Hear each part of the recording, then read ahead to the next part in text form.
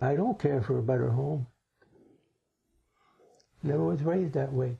I was raised from two parents that immigrated from Italy. Dad came over here and didn't know how to speak, read, or write. Got a job. But we didn't have the best home, and I was raised dirt poor.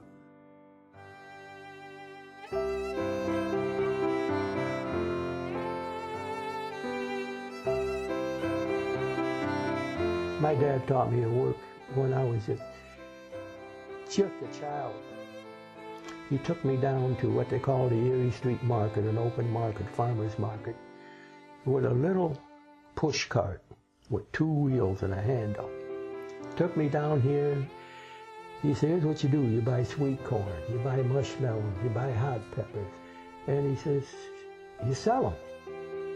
And he says, you charge so much for this, so much for this. And I did that, you know. My brother hated it. Hated it. We'd go down there and he said, let's get the hell out of here. There's nothing here. I said, yes, there is. I looked around and the draft was picking all my friends and buddies one by one. They were all gone. So I told my dad, I said, you know, I'm not going to the Army.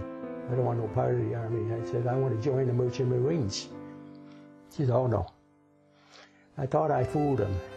He knew what the Merchant Marines were all about. You know, one of the most dangerous aspects out there. They paid you handsomely. You got a bonus because you never know when you was coming back.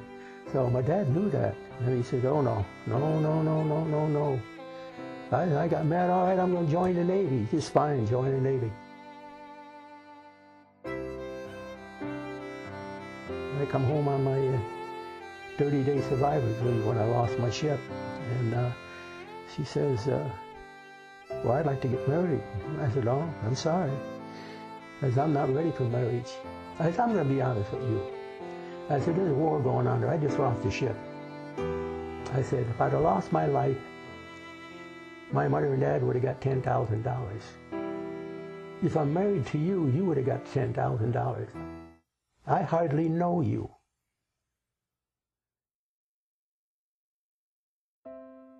I only knew her for about 3 years. I mean, I didn't know her nothing. She didn't know me nothing, you know. We're just childhood sweethearts, you know. If they had wives and they'd been married for a while, I could understand it. But I was just young, you know, and I thought it wasn't fair, you know. It wasn't fair at all. So, and then when I did get home, I was just altogether a changed man, you know. I think most people were that. I think they all went through that.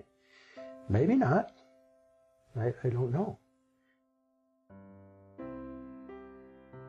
I come home and she noticed the change. My wife did, because she wasn't my wife then. She was my girlfriend. And I said, yes. I said, I know I've changed. I said, you got to give me some time to straighten up. I said, my mind is in a turmoil, and I said, I need time. And I said, I'm going right back to work. I swear I got out of the service like on a Friday, and I was back to work on like on a Monday. I went right back to work. Sure, there's days when I hated to come in.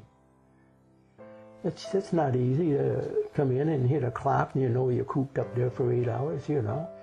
And I worked 45 years there, and the only reason I worked as long as I did is because, you know, having 7 children, I just had to keep going.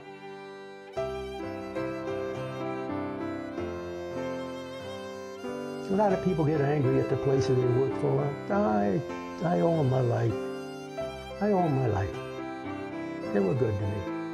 I mean, I was able to raise 7 children. I had an old house. I'm happy.